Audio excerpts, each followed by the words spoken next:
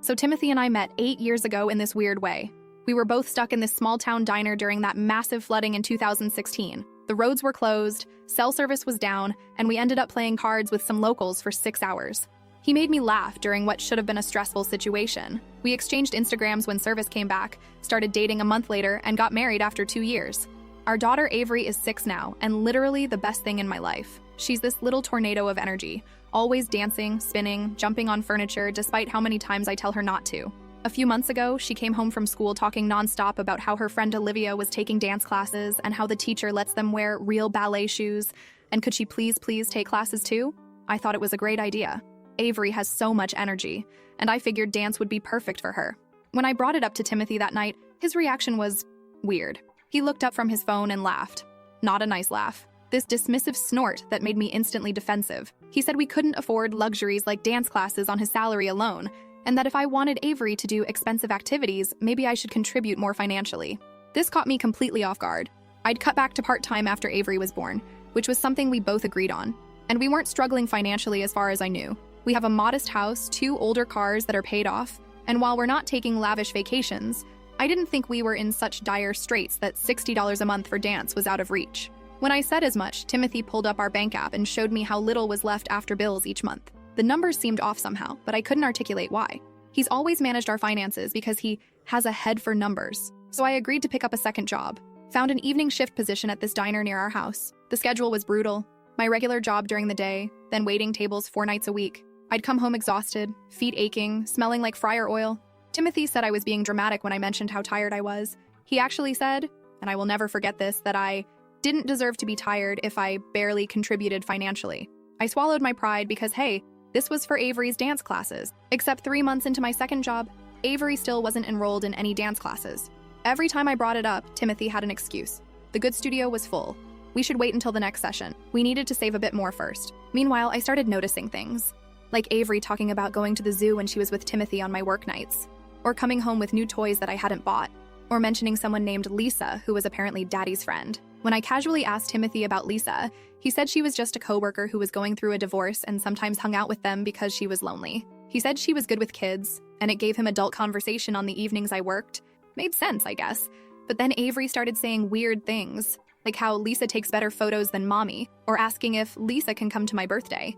And the kicker, she started calling me Mira sometimes instead of mommy. When I asked her about it, she shrugged and said, "Lisa calls you Mira, so I thought that was your name too." That set off major alarm bells. I checked Timothy's Instagram and found nothing suspicious. No Lisa. Checked his Facebook. Same thing. When I tried to casually bring her up again, he got irritated and said I was being paranoid and that his friendship wasn't up for discussion. Things really started falling apart 3 months ago. I came home early one night because the diner was slow, the house was empty, Timothy's car was gone, and he wasn't answering texts. He finally responded, saying they were grabbing ice cream and would be home soon. When they arrived an hour later, Avery was wearing a brand new outfit I'd never seen and talking excitedly about the cartoon movie they'd just seen. Not ice cream, a movie. And from the way she talked, it was clear they included Lisa. After Avery went to bed, I confronted Timothy, asked why he lied about where they were, asked why Avery had new clothes when we supposedly couldn't afford dance classes, asked who exactly this Lisa person was to our family. He got this cold look I'd never seen before and said, "Maybe if you were more fun, she'd still call you mommy." I just stood there, shocked, angry, hurt. But I didn't say anything, just nodded and walked away because what do you even say to that? That was 5 months ago, and since then, I've been paying attention, working and watching. And the pattern is clear. Timothy has work dinners that always happen to fall on my nights off. Avery mentions staying at Lisa's house sometimes when I have overnight shifts. There are charges on our credit card for restaurants and movies on nights Timothy told me he was working late. Timothy has new clothes, a fancy new smartwatch, but we still can't afford Avery's dance classes. Last week, I was helping Avery clean her room and found a stack of photos tucked in her dresser drawer. Pictures of her, Timothy, and a woman I'd never seen before at an amusement park, a water park, what looked like a Christmas gathering. The photos had dates on the back. This has been going on for over a year, since before my second job. The woman, Lisa, I assume, is pretty in that Instagram influencer way. Blonde, perfect teeth, the kind of casual, expensive clothes that look effortless but probably cost a week of my diner wages. In one photo, Avery is wearing a dance outfit, a real one with a tutu and everything. The date said over a year ago. Guess he took her to classes back then and stopped. She never told me, and I never knew until Olivia brought it up again. So he told me we couldn't afford dance classes, made me get a second job, all while he was taking our daughter to dance classes with another woman, and spending plenty of money doing it. Yesterday, Avery asked me if Lisa was going to be her new mommy someday. Just like that, over breakfast, between bites of cereal, I nearly dropped my coffee mug. I asked her what made her think that. She shrugged and said, "Because Daddy and Lisa are special friends, and she sleeps in Daddy's room when I stay at her house." I don't even know what to do with that information. I haven't confronted Timothy yet because I need to be smart about this. I can't just explode and make everything worse for Avery. So here's my plan. I'm requesting copies of all our financial records for the past year. I'm switching my diner shifts to align better with Avery's schedule. I'm saving every photo, every piece of evidence I can find. I've made an appointment with a lawyer next week. I'm done being gaslit. Done working myself to exhaustion while my husband builds a new family with another woman. Done watching my daughter slip away from me. I feel like I'm living in some alternate reality where everything I thought I knew was a lie. First update. So, I have updates. And they're not good.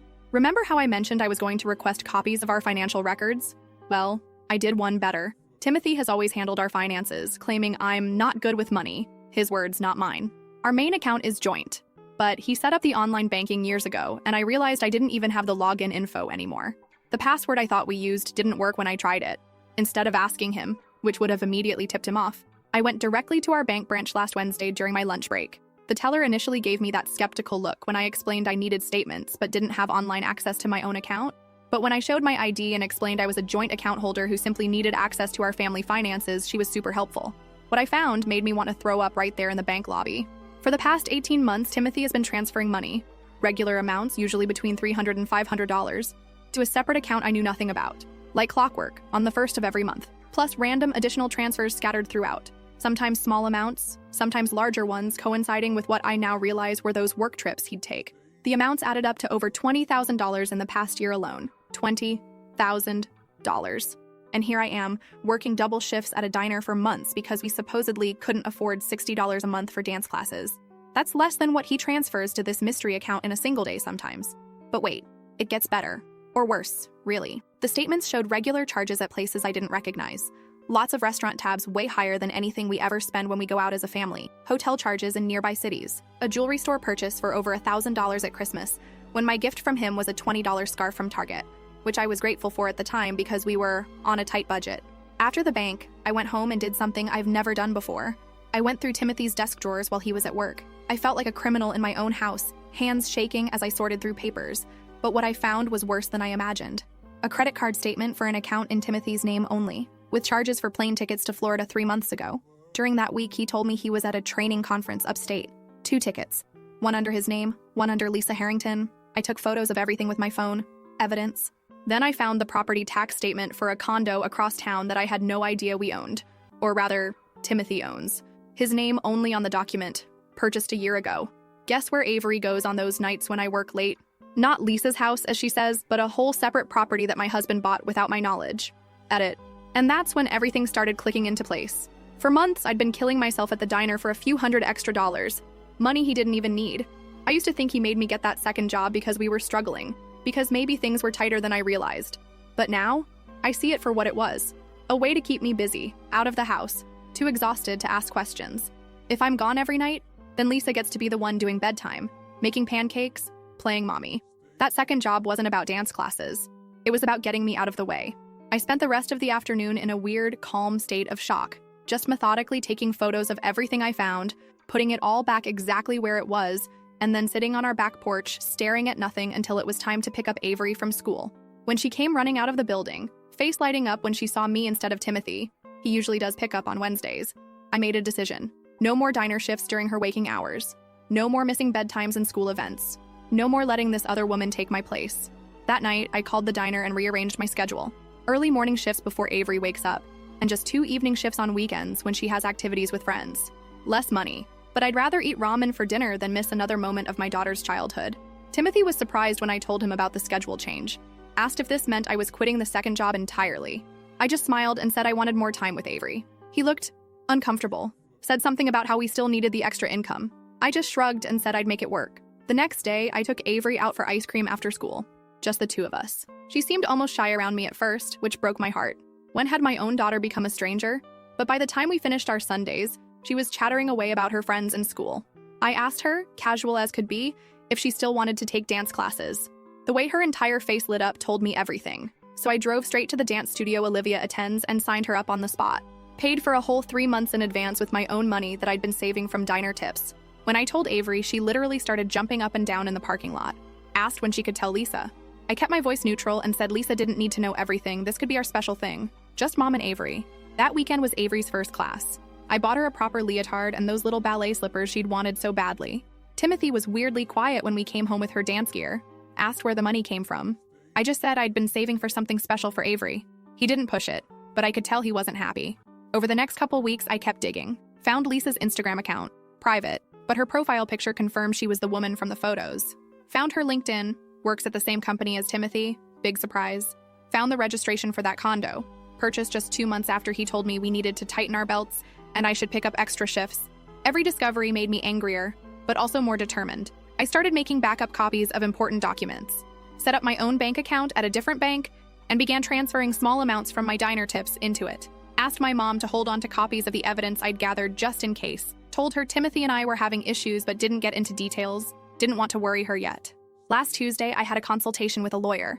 Laid everything out. The secret accounts, the condo, the trips, all of it. She listened without judgment, taking notes, occasionally asking clarifying questions. When I finished, she looked up from her notepad and asked what I wanted.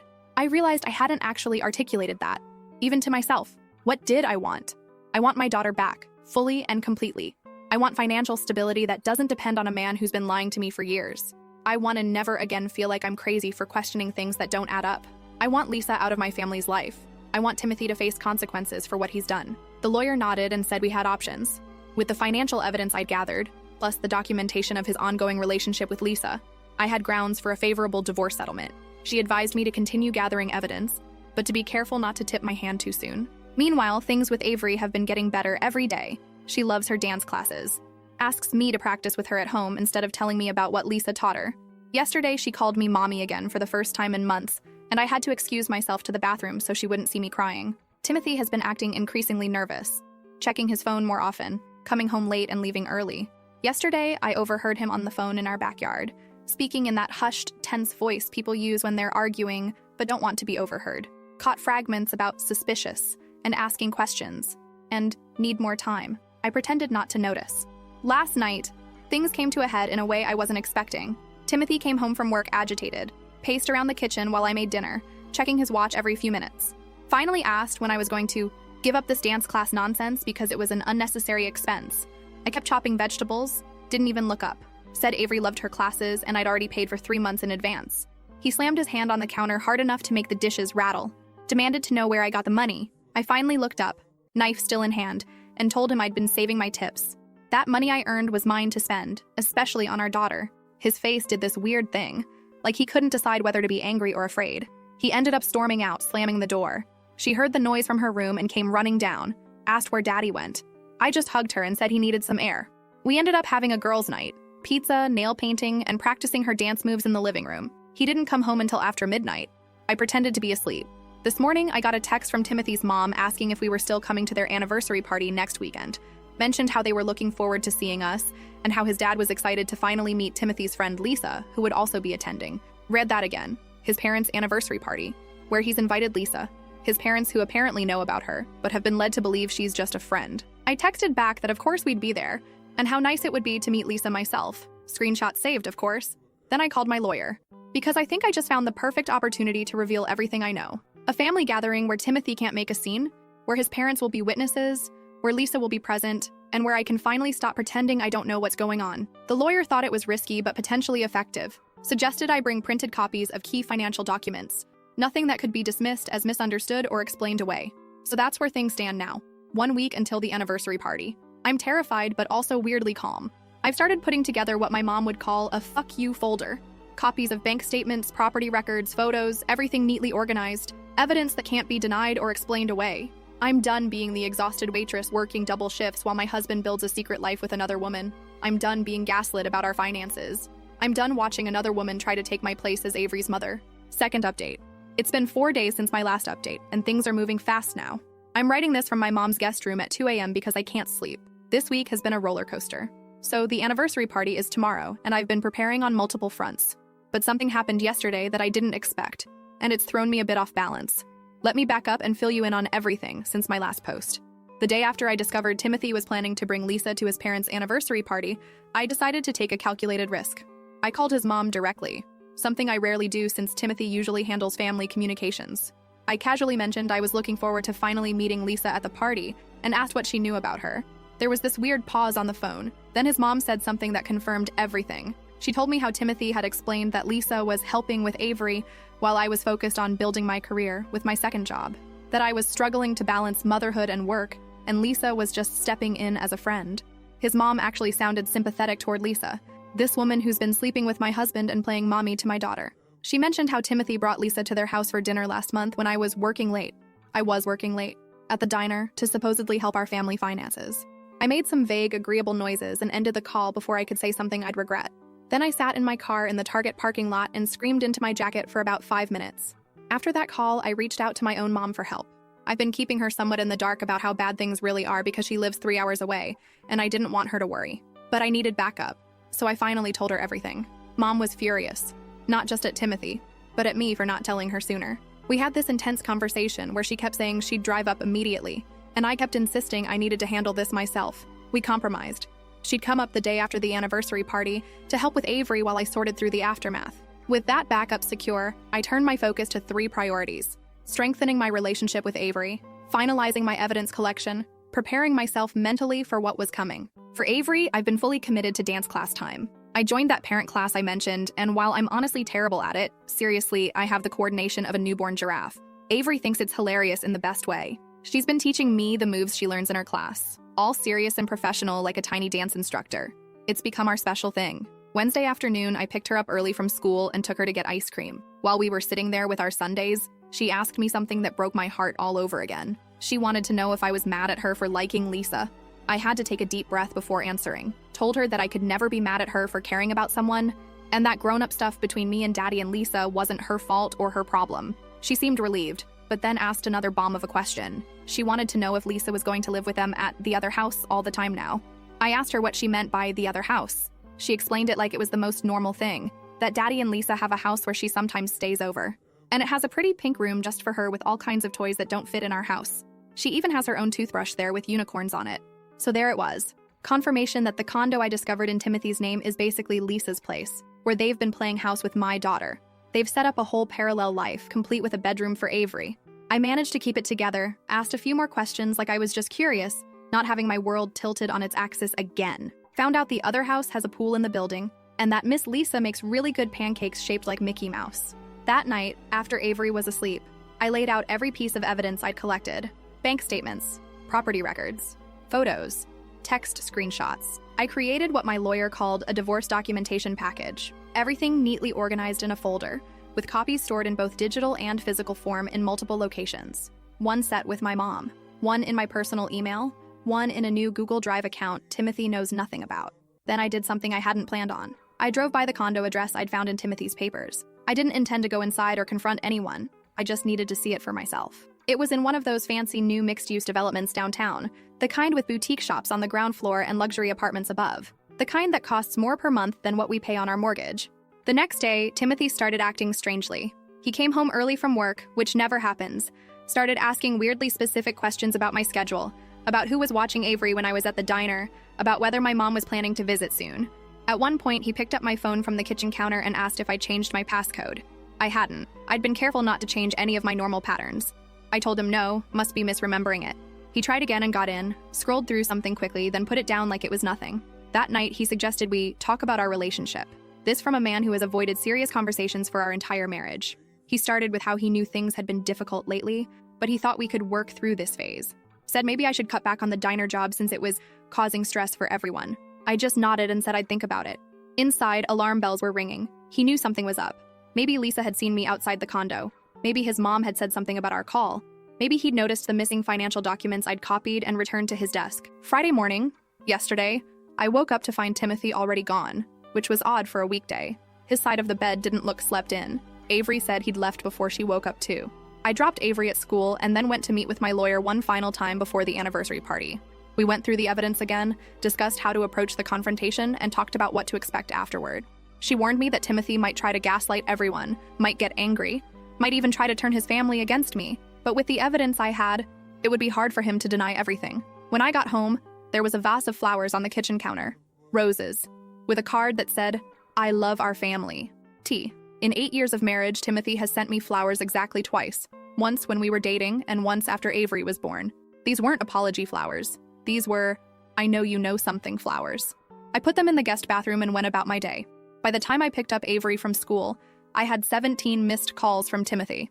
I texted him that my phone had been on silent during a meeting and was everything okay? He called immediately, asking where I was, where Avery was, sounding panicked. I told him we were heading to the mall to look for an outfit for Avery to wear to his parents' anniversary party. He seemed to calm down, said he'd be home for dinner, asked if we could have a family night. I agreed. He showed up with pizza and ice cream, Avery's favorites. Spent the whole evening being super dad, playing games, helping with homework, offering to do bath time. It was like watching an actor audition for the role of Father of the Year. After Avery went to bed, he sat down next to me on the couch, closer than he's voluntarily been in months. Started talking about how maybe we should take a family vacation soon, just the three of us. How he's been thinking about our future. How much Avery needs both her parents. I just sat there, watching him perform this role of devoted husband, wondering if he actually believed I was buying it. At one point, he reached for my hand, and I let him take it because it seemed easier than pulling away. His palm was sweaty. He asked if I was still planning to go to his parents' anniversary party tomorrow. I said, of course, why wouldn't I be? The look of relief on his face was almost comical. Then he casually mentioned that his friend Lisa probably wouldn't make it after all. Something about a family emergency. I just nodded and said that was too bad. I'd been looking forward to meeting her. This morning, I woke up to Timothy watching me sleep. Not in a romantic way, in a nervous, monitoring way. When I opened my eyes, he quickly pretended he was just getting up. Asked if I wanted breakfast. If we should take Avery to the park before heading to his parents' house later. I smiled and said, sure, that sounded nice. Then I went to take a shower. And when I came out, I caught him scrolling through my phone again. He didn't see me watching from the hallway. I cleared my throat and he jumped like I'd shocked him, dropping my phone on the couch. That's when I decided I needed a backup plan. After breakfast, I told Timothy I needed to run a quick errand to pick up a gift for his parents. Instead, I drove straight to my mom's house, told her everything that had happened in the last few days, and asked if she could come back with me now instead of waiting until tomorrow. Mom didn't hesitate. Packed a bag in 10 minutes, and we drove back together. When we pulled into the driveway, Timothy was standing on the porch, arms crossed, looking like he'd seen a ghost when he spotted my mom in the passenger seat. The next few hours were this weird dance of Timothy trying to be charming to my mom, while shooting me confused, panicked looks when she wasn't watching, mom being polite but cold, me pretending everything was normal while finalizing my mental preparation for tomorrow. I told Timothy I was staying at mom's tonight because she wanted help setting up for a brunch she's hosting next week. He tried to argue but couldn't really say anything with my mom standing right there. So, here I am at my mom's house with my evidence folder and a change of clothes for tomorrow's party. The anniversary party starts at 3 tomorrow afternoon. Timothy thinks I'm meeting him there. His parents are expecting both of us, plus Avery. My lawyer is on standby for a call afterward. And Lisa? I have a feeling she'll be there despite Timothy's claim about her family emergency. Either way, I'm ready. The photos will speak for themselves. I know confronting him at his parents' anniversary party might seem cruel, but after months of gaslighting, lying, and watching him try to replace me as Avery's mother, I'm done protecting his feelings or reputation. His parents deserve to know who their son really is, and I deserve to take back my dignity on my own terms. Final update. It's been 3 weeks since the anniversary party at Timothy's parents' house. I've tried writing this update so many times, started typing, then deleted it because the words wouldn't come together right. It's hard to process everything, but I owe it to everyone who's been so kind in their messages. Thank you, truly. I've read everyone, even if I haven't had the energy to respond. That day didn't go how I pictured it. Mom and I got there with Avery just after 3. Timothy was already outside, pacing by the driveway. He looked awful. Unshaven, shirt wrinkled, hands fidgeting like he couldn't keep still. The second I opened the car door, he was on me, saying we needed to talk alone, right then. I didn't want Avery to see us arguing, so I just said I'd go in to see his parents first and kept walking. He followed, muttering something I couldn't catch. Inside, the house was warm and familiar. Photos of his parents 40 years together on every wall, maybe 15 or 20 people chatting over drinks. His mom came over fast, hugged Avery, told her how pretty her dress was, then turned to me. She said she was glad I made it, because Timothy had told her I might be stuck at work. It stung, realizing he'd been planting excuses about me. I told her I'd rearranged my schedule weeks ago to be there. She hesitated, like she wasn't sure what to say next, then smiled and moved on. I had the folder with me, the one I'd spent days putting together, all the bank statements, photos, property papers. When people started sitting down for lunch, I handed it to his mom. I said it was something she should see about our family. She opened it, started flipping through, the transfers to that secret account, the pictures of Timothy and Lisa with Avery, the condo records.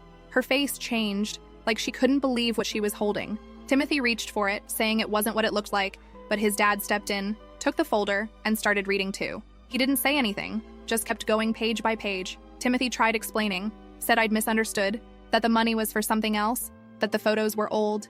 It sounded hollow. His dad looked up after a minute and asked if it was all true. Timothy stumbled over some excuse about our marriage being tough, but it didn't land. His mom asked why I hadn't told them sooner. I said I'd only found out the full truth recently myself. She nodded, but I could see she was torn, like she didn't know what to do with any of it. Then Lisa walked in. It was maybe half an hour later.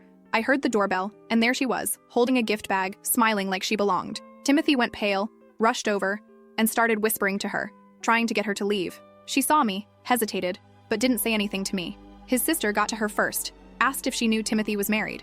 Lisa said yes, but he told her we were separated, just staying together for Avery until things were settled. His sister showed her a photo from the folder, us at Christmas, all three of us, and asked how separated that looked. Lisa didn't have an answer. She left a few minutes later with Timothy trailing after her, saying he'd explain everything to his family later. Avery was outside the whole time, thankfully, playing with my mom and some cousins in the backyard, away from it all. His dad came over to me after a while, asked if everything I'd brought was accurate. I said it was. He nodded, said he was sorry, and that was it. His mom kept moving between guests, but I caught her looking at me a few times, like she wanted to say more. She finally asked if we could talk privately later, but I said I needed to get Avery home soon. I thanked them for having us, apologized for how it turned out, and we left. His dad shook my hand. His mom gave me a quick, uncertain hug. That night, Timothy called over and over. I didn't pick up. The next day, I went to my lawyer and started the divorce paperwork. It's not done. Nowhere close. We filed for temporary custody of Avery, but Timothy's pushing back, saying I'm trying to cut him out of her life. He moved out a few days later. Came by when I was at the diner and took his clothes and some stuff from the garage. I think he's at the condo now, but I haven't asked. Avery's been the hardest part. She keeps asking where Daddy is, why he doesn't come home. I tell her we're living apart now, but we both love her so much. Some days she accepts it, other days she doesn't. Last weekend, she cried herself to sleep, saying she misses him and Lisa, asking if they're mad at her. I held her, told her it's not her fault, but it broke me. She still mentions things from Lisa's house, the pool, the toys, and I don't know how to handle that yet. I cut my diner shifts back to just a few early mornings so I can be with Avery after school. Money's tight. Timothy's supposed to pay support, but nothing's set until the court decides, and that's taking forever. I'm making it work with my regular job and what's left of my tip savings. Avery's still in dance classes. She loves them too much to stop, and seeing her smile there keeps me going. Timothy's shown up at the diner twice since that night. The first time, he stood by the counter, looking like he hadn't slept, asking if we could talk. I said I was working and kept moving. My manager told him to leave when he wouldn't. The second time, he waited outside until my shift ended. Said he'd made a mistake and wanted to fix things. I told him I couldn't do this anymore and walked away. He's texted a few times since, short messages about missing us, but I haven't replied. His parents called last Sunday. His mom asked how Avery's doing, said they didn't realize how bad things had gotten. She sounded sad, maybe guilty, but didn't say much else. I told her I don't hold it against them, but I need time before we talk more. I don't know what they're saying to Timothy now. I'm trying to figure out what's next. Some days I feel steady, making dinner with Avery, practicing her dance steps in the living room. Other days it hits me hard. I'll sit in the car after dropping her at school and just cry, wondering how we got here. The divorce is going to take months, maybe longer, and I still don't know what'll happen with all that money he hid. It's not over, not clean, but at least I'm not pretending anymore. A few days ago, my lawyer figured out where the money was coming from. Timothy's been taking side contracts through work, extra jobs he never told me about, and routing the payments into that second account. Quiet, steady, and completely hidden. That's how he paid for the condo, the trips, all of it. While I was counting diner tips to buy ballet shoes, he was building a whole second life with money I didn't even know existed.